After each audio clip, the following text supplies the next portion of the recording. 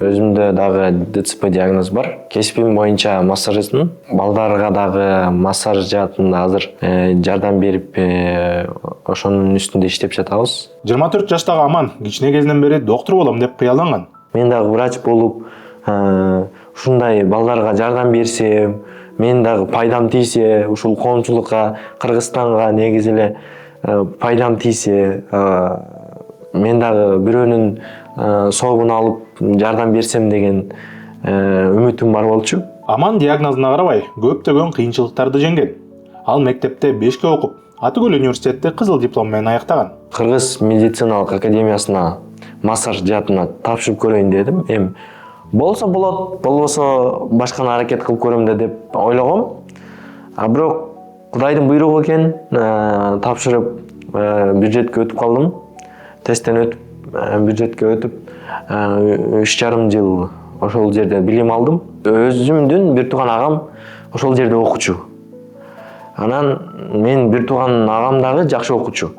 Анан мен дагы уят кылбайын деп, агамды уят кылбайын деп, эки эсе аракет кылчумун.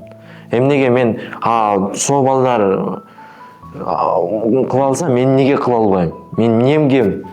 Ошол эле акылым бар, ошол эле тилим бар, ошол эле кабылым бар.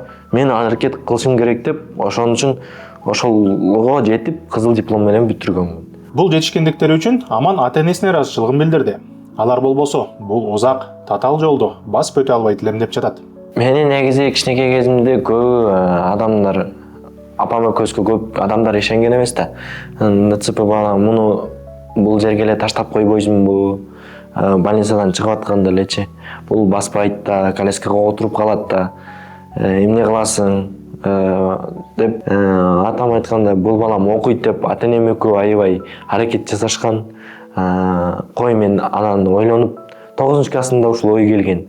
Анткени мектепте окуп жүргөндө дагы бизге практикант эжелер келчү эле. Бизде врачтар келип турат эле. Анан мен дагы ушул ак халат кийип, балдарга жардам берсем деген ой ошондо келген. Аман кыргыз коомунда ДЦПси бар адамдарга көз карашы өзгөрүп, аларга ыңгайлуу шарттар түзүлсө деп кыялданат. Тетигине карачы деп колуң менен көрсөткөндөр да болгон. Мен өзүм басып жүргөндө да канча адамдарды көрдүм. Апамдын ыйлаганын көрдүм. Үйдөн мен ошол кичинекей кезимде басып жүргөндө көбү турайт эле да. Эми карачы апа, тетигин бала тетигинди басат экен деп ичинен айтыпчы. Анан апам ичинен ыза болуп эле, мен апам ыйлагашын мен такыр каалабайт элем да чынындачы. Андан көрөк мен үйдө эле отура берейин, бирок апам ыйлабайт деп кыялданчумун. Бирок антип отура бергенде да болбойт экен. Мен андай ошондой болсом дагы мен астыга жылышым керек деп азыр эметем да. Бирок коомчулукта азыр эң көйгөйлүү бул адамдын, мен ойлойм, бул акылынын бир өсө элеги. Биз ал деңгээлге жете элекпиз. Анткени чет өлкөлүк биздин туугандар андай мамилеге кылбайт. Бирдей мамиле кылышат.